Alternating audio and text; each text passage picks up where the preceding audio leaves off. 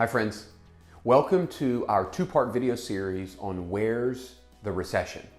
Many investors have been asking that question because here we are now 10 months through the 2023 calendar year and we seemingly haven't had a recession, at least not in the way that we're used to having it. And if we go back to the beginning of the year, January 2022, Jamie Dimon, CEO of JP Morgan, came out and said, JP Morgan is 100% sure that we're going to have a recession in 2023.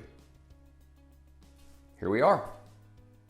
Pundits, economists, portfolio managers were all preparing for what seemed like the inevitability of a recession. And we tend to think about recessions in a singular economic movement.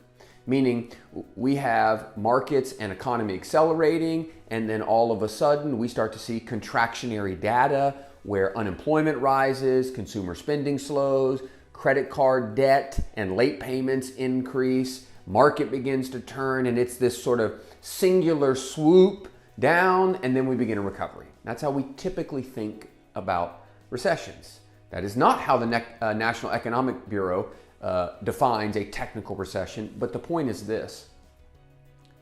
As you can see on this chart that we have up on the video, through the end of October, through October 26th, those 7 companies that we've been talking about all year long account for more than 100% of the return, including dividends. The S&P through October 26th was up just over 9%. If you take those 7 companies that you see here, the ones we've talked about all year long, Amazon, Apple, Google, Tesla, Microsoft, Nvidia, these companies, Facebook, these 7 companies, if you take them out and look at the other 500 largest companies, or 493, because they're the 7, the market's negative for the year.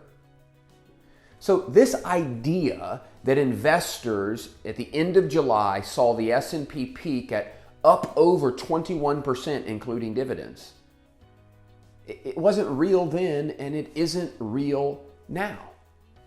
But what has happened is the federal government has spent so much excess money.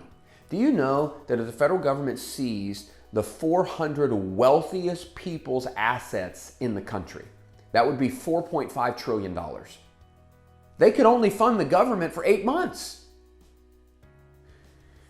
Because the federal government deficit almost doubled from 2022 to 2023, it would be like this. Imagine you had a business and you had no customers, nothing but expenses, and you lost money every single month. And then you got down to your last dollar in your business bank account.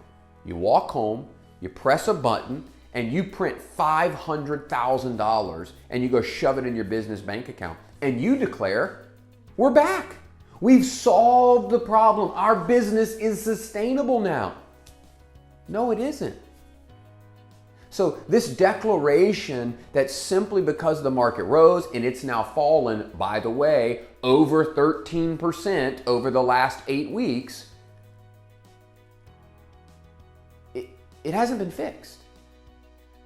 But what it has done is allowed a different type of experience for investors. And so economists are claiming coining a new term, rolling recessions. And we're going to look at what rolling recessions has done to profits and companies in the overall market, especially against expectations. But what we're seeing is that this excess cash in the system has allowed, instead of a singular market move, we've seen individual sectors contract, enter technical recession, and now watching their earnings starting to grow. So we would say there is still more volatility to come, but as we head into an election year, as we continue to see the government willing to spend anything,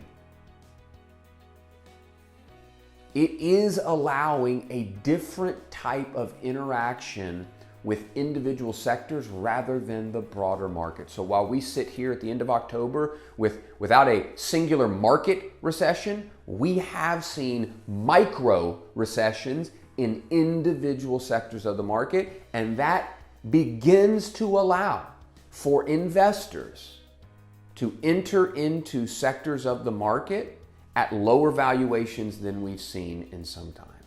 Hang on for part 2 of Where's the Recession, and we'll unpack that even more. Thanks for watching. I'll see you next time.